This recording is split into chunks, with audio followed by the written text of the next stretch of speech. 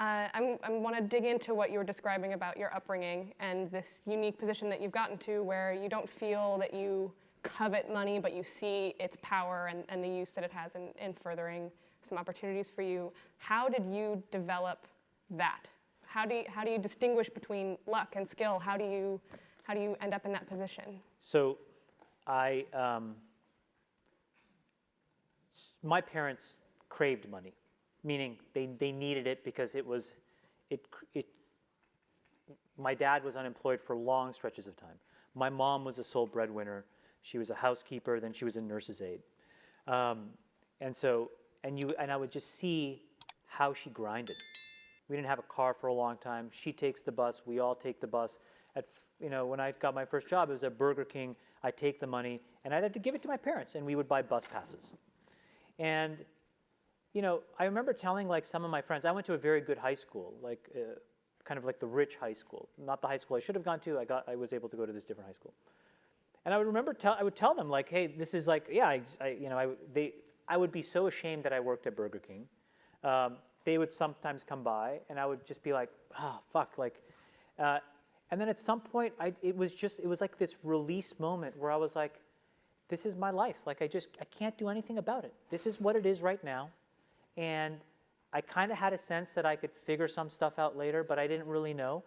And so I just accepted it. And then the minute I accepted it, I wasn't ashamed anymore. And then when I wasn't ashamed, I could start to actually be inside my head what really matters. So then what happened was there was these massive racial riots in Los Angeles.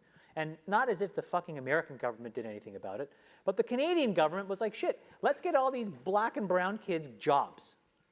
Because we don't want the Rodney King riots in Toronto and Ottawa and parts of Ontario. And so I was able to take all of my dad's rejection letters, call every single one, and one of them gave me a job.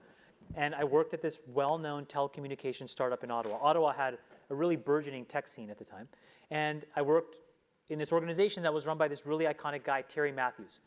And he was a billionaire. And I was like, what the fuck is that word? I didn't even know fucking thousandaire. I was like, what is a billionaire? And this guy was risk on. And he was just so dynamic in the businesses he had started and how he viewed his place in the world. And I was enthralled. I was 9 degrees away from him. But the cult of personality around him in that business, the lore, when it trickles down to you, was not about,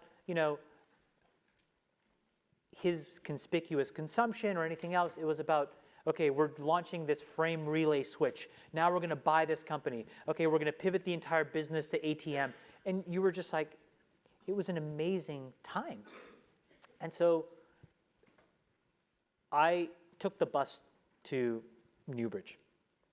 Complete luck that the controller of Newbridge would go from his nice neighborhood through this shitty neighborhood to get on the highway. And so he would see this guy standing by the bus, and eventually he saw me inside the office, and one day he stopped. He's like, you want to ride? You work at Newbridge? I'm like, yeah. And this guy, Sam Legg. So in the car, he was in the front seat, beside Terry, and he was able to tell me how this guy thought about this. I was like, because I would read it in the paper, and I'd be like, why is he doing this?